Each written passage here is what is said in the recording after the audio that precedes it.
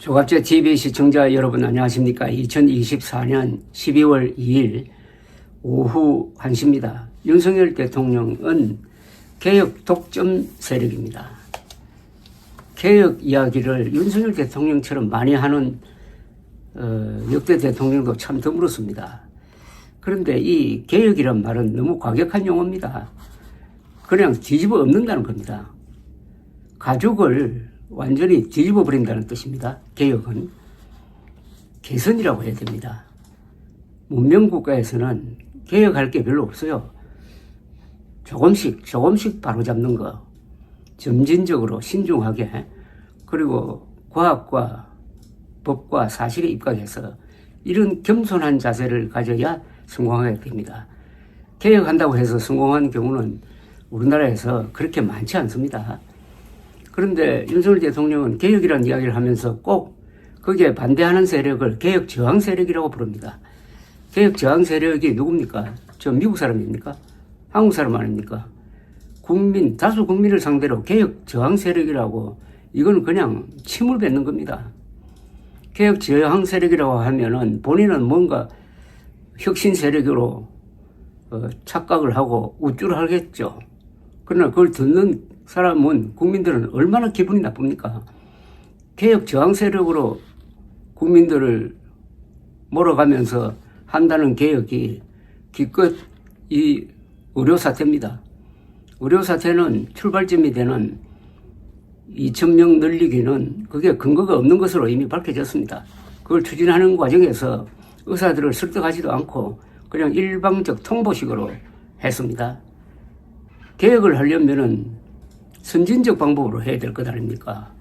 이렇게 명령식으로 했습니다. 이거는 개혁이 아니죠. 선진적인 것이 아니라 완전히 봉건적 잔재입니다, 이게. 국민들에게 개혁하라라고 명령하는 것은 저 가보경장처럼 과거 시험도 없애고 상투도 자르고 하는 그런 식이지. 다수 국민과 의사들 전부가 지금 관계되어 있는 생명의 문제입니다. 생명의 문제에 대해서 이래라 저래라 명령을 한다는 것은 그것은 전제 봉건 체제의 행태입니다. 그런데도 자신을 개혁 세력이라고, 즉 선진 세력이라고 자칭하고 있습니다. 이왕 말이 나왔으니까 윤석열 대통령이 그렇게 이야기를 하니까 윤석열 대통령이 과연 개혁 세력인지, 의사들이 과연 개혁 저항 세력인지 한번 따져보겠습니다. 역사적 또는 이념적 잣대를 가지고 어떤 정치인이나 어떤 정치 세력의 행동을 평가하는 것은 매우 중요합니다. 그게 좀 너무 대충 편가르게 한다는 비판을 받을 수도 있지만은, 일단은 이 정치적 행동의 성격을 역사적 관점에서 평가하는 하나의 중요한 잣대가 된 것입니다. 우선 의사라는 존재가 어떤 존재인지를 한번 명확하게 규정하고 평가를 해야 됩니다. 의사는 사람 생명이 태어날 때, 아플 때, 죽을 때 곁에 있는 사람입니다. 그런 체험에서 습관적으로도 인간을 사랑하게 되어 있습니다. 인간에는 모든 도덕의 출발점입니다. 의사는 개개 생명의 존엄성을 체감한 사람들이므로 자유민주주의자일 수밖에 없습니다. 한국에서 가장 잘 조직된 보수 세력은 군인, 기업인, 기독교인, 의사들일 것입니다. 의사는 칼을 들고, 군인은 총을 들고 사람들 생명을 지킵니다. 그래서 대체 불가능 직종입니다. 전쟁을 하든지 의료 정책을 펴든지 우선적으로 군인과 의사들의 의견을 존중할 수밖에 없습니다. 군인이 모두 반대하는 전략으로 이길 수 없듯이 의사들 전부가 반대하는 정책으로는 절대로 성공할 수가 없습니다. 정치인과 관료들이 의사들에게 명령하는 제도는 민간인이 군인들에게 명령하는 것과 같습니다. 전문가의 자존심을 약화시켜 프로 정신을 해체하면은 생명 보호에 도움이 되지 않습니다. 군인과 의사들을 무시한 결과는 인명 손실로 돌아오게 되어 있습니다. 전공의 수련과 의대 교육이 중단된 것은 비교하면은 전쟁 중에 장교 양성기관이 문을 닫은 것과 같습니다.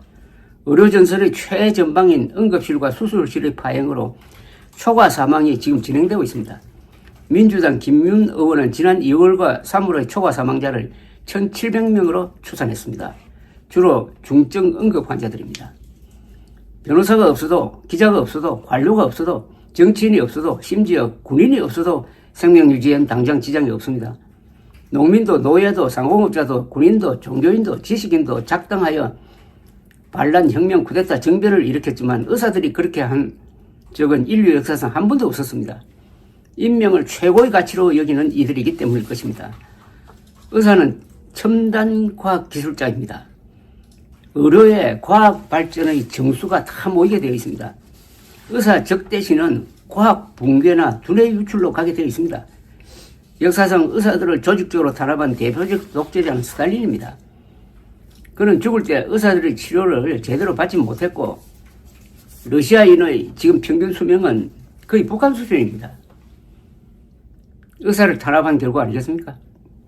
국민이 의사들을 미워하는 것은 자살 혐의이고 정권이 의사와 국민을 이간질하는 것은 천륜을 어기는 짓입니다. 적군도 병원과 의사들은 공격하지 않습니다.